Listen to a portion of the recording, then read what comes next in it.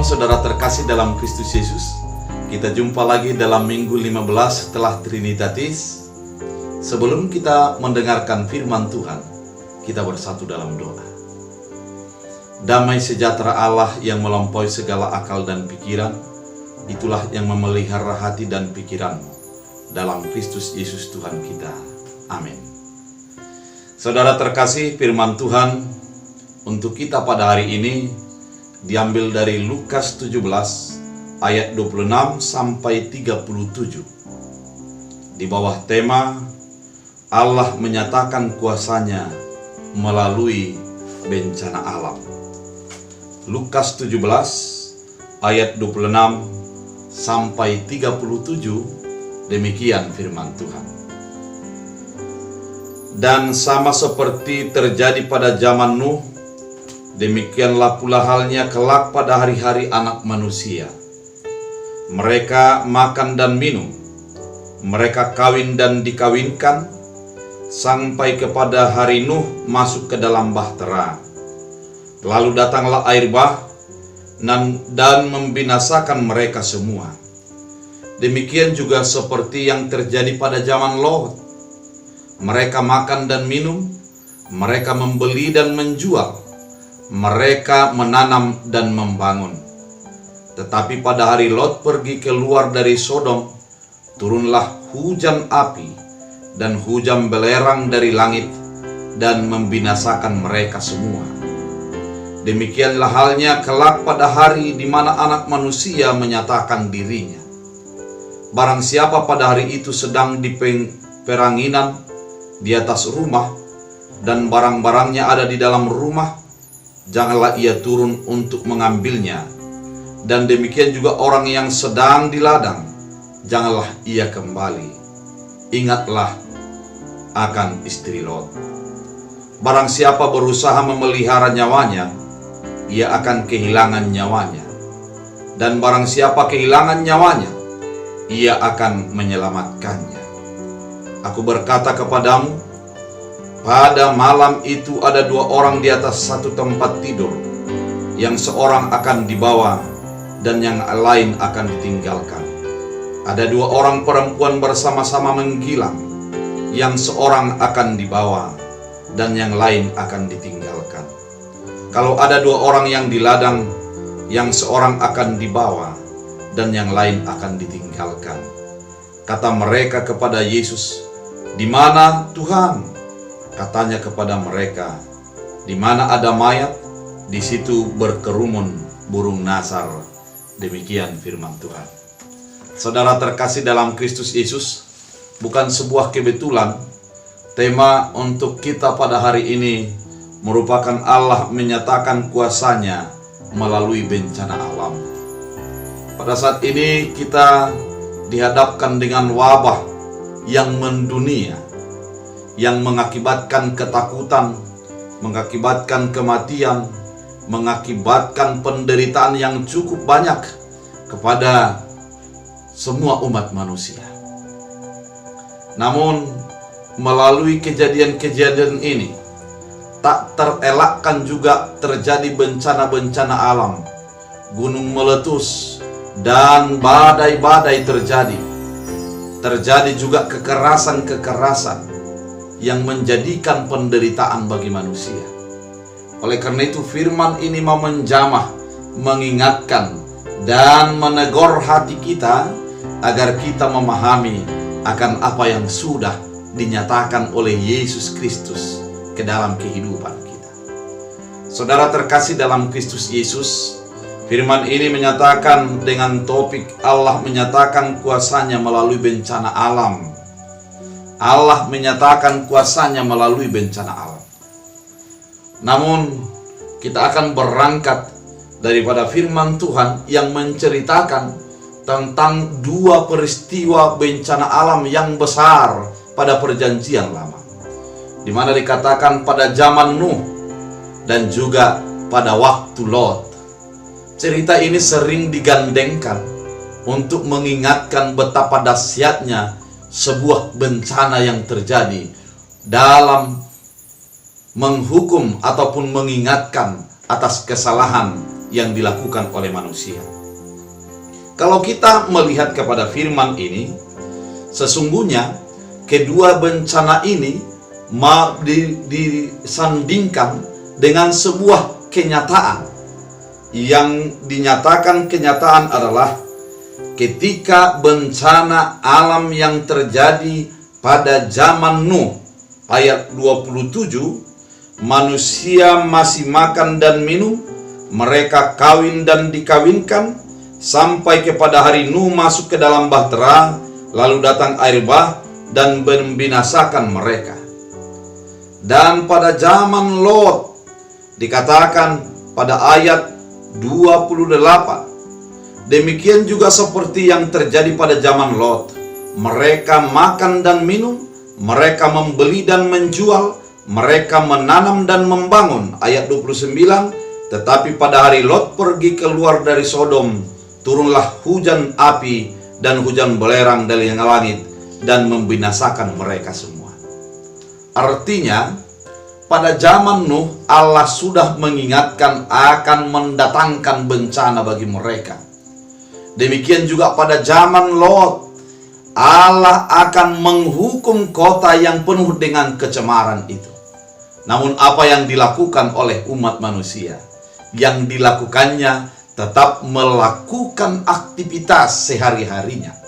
Mereka acuh terhadap apa yang dinyatakan oleh Tuhan. Mereka menyendengkan telinganya atas apa yang dinyatakan oleh Tuhan, seolah-olah tidak ada yang terjadi.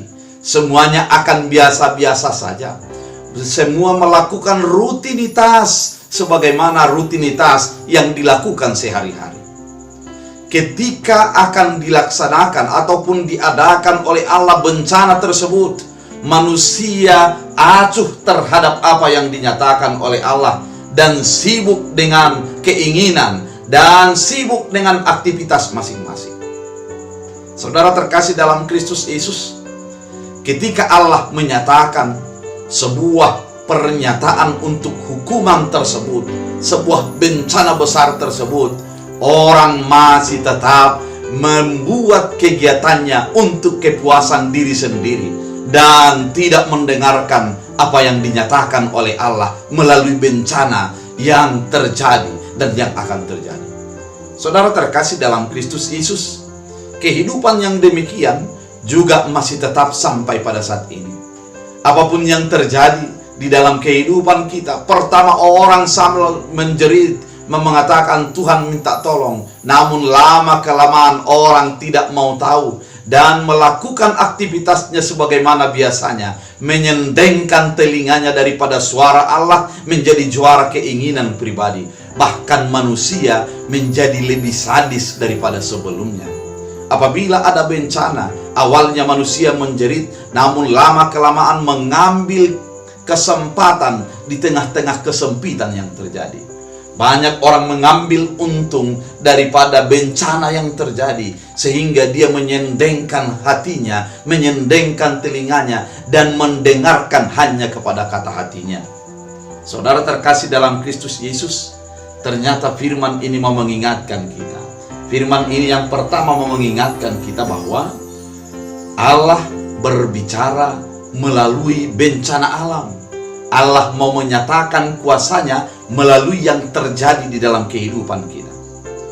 Yang kedua, yang dinyatakan melalui firman Tuhan adalah ketika Allah mau menyatakan kuasanya, tidak diikat oleh pernikahan, tidak diikat oleh hubungan, tidak diikat oleh pekerjaan, dan tidak diikat oleh persaudaraan. Hal ini sangat jelas dikatakan dalam ayat 33, ayat 34, dan ayat 35. Dikatakan demikian, barang siapa berusaha memelihara nyawanya, ia akan kehilangan nyawanya, dan barang siapa kehilangan nyawanya, ia akan menyelamatkannya. Dalam ayat 34, aku berkata padamu, pada malam itu ada dua orang di atas satu tempat tidur, yang seorang akan dibawa dan yang lain akan ditinggalkan. Maka ketika Allah menyatakan kuasanya, ketika Allah menyatakan kuasanya, melalui apa yang terjadi, tidak akan melihat terhadap hubungan pernikahan yang seorang akan diambil dan seorang akan tinggal.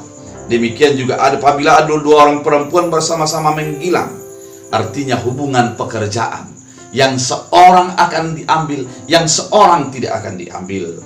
Kemudian dikatakan juga apabila terjadi di dalam kebun, maka seorang akan diambil dan seorang tidak. Artinya saudara terkasih dalam Kristus Yesus, ketika Allah menyatakan kuasanya, menyatakan kekuatannya, menyatakan kekuatan daripada Allah, kuasa Allah, maka tidak akan bisa dibatasi oleh hubungan keluarga, hubungan pekerjaan, dan hubungan persahabatan. Namun Allah akan menyatakan kuasanya. Oleh karena itu, di sini yang mau dinyatakan sesungguhnya adalah setiap orang bertanggung jawab terhadap imannya sendiri. Dalam menyongsong di mana Allah akan menyatakan kuasanya, mari ingat pertanggungjawaban kita adalah personal ataupun pribadi kepada Allah, bukan menjadi ada hubungan-hubungan yang bisa menyelamatkan. Memang dalam kehidupan ini dikatakan bahwa ada orang yang mengingat terhadap hartanya. Ada orang yang mengingat terhadap apa yang sudah dimilikinya. Maka dia akan kembali masuk menuju kepada hartanya dan dia akan mati oleh karena itu. Di dalam hari-hari Tuhan, yang terpenting adalah tetaplah melihat kepada Tuhan. Jangan seperti Lot yang awalnya adalah mendapat kesempatan untuk keselamatan, namun akhirnya dia akan menjadi dibinasakan oleh karena mengingat kepada harta miliknya yang ada di Sodom. Banyak orang pada awalnya dia begitu giat untuk mengenal Tuhan dan begitu kusuk untuk melihat bagaimana Tuhan berkarya.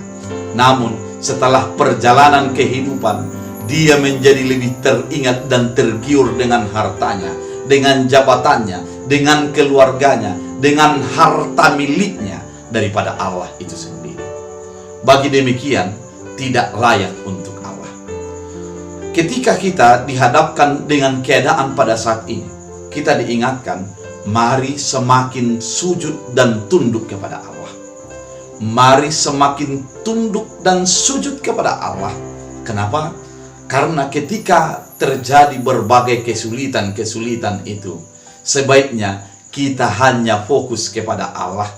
Banyak orang yang menjadi fokus terhadap miliknya, namun orang percaya tidak akan tergiur oleh karena hak milik ataupun yang dimiliki dalam dunia ini.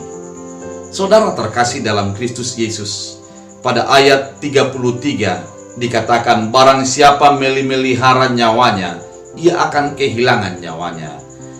Dan barang siapa kehilangan nyawanya, ia akan menyelamatkannya. Artinya, orang yang mengutamakan nyawanya daripada imannya, dikatakan oleh firman Tuhan adalah dia akan kehilangan nyawanya.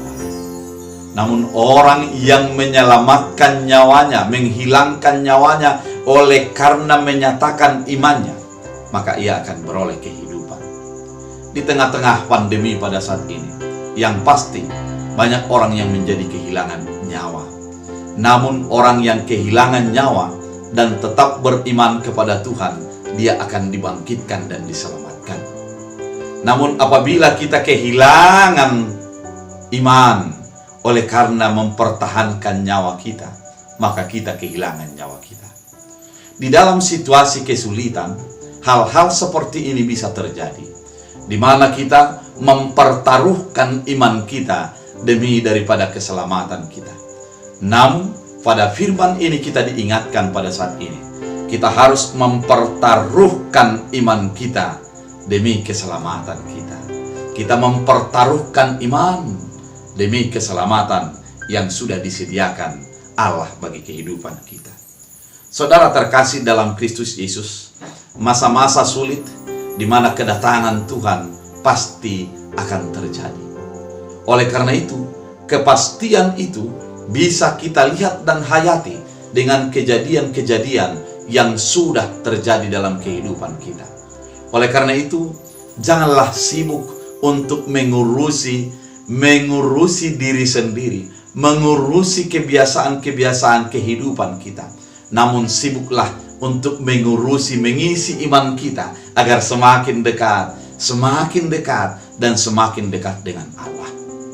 Mari kita sibuk mendengarkan firman Allah sebagaimana Nuh, meskipun banyak orang acuh dengan firman Allah, namun dia tetap mempertahankan imannya dan dekat dengan Allah. Dia tidak menjadi kehilangan iman.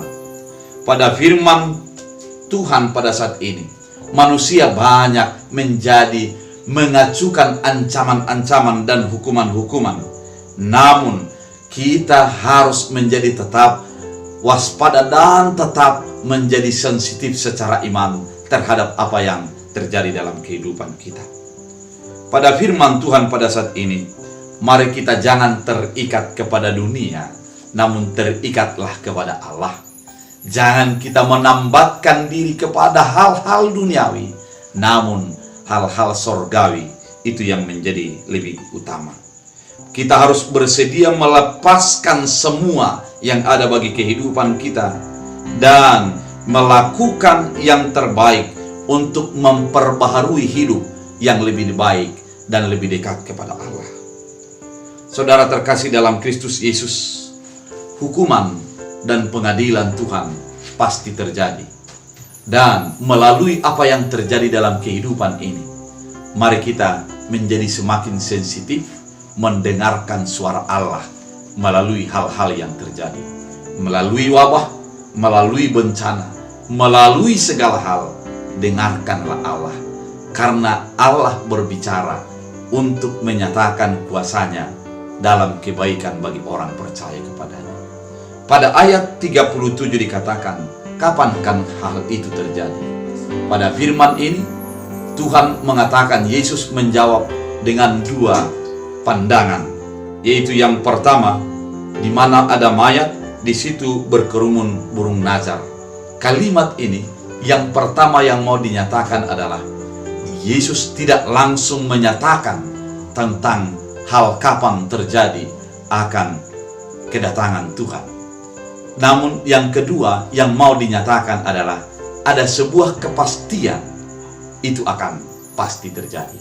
Oleh karena itu, mari tetap beriman, mari tetap pegang, dengarkan firman Allah, sensitiflah akan suara Allah melalui hal-hal yang terjadi di dalam kehidupan kita. Tuhan Yesus memberkati kita bersatu di dalam doa. Terima kasih Tuhan atas firman-Mu mengingatkan kami bahwa Allah berbicara melalui bencana alam.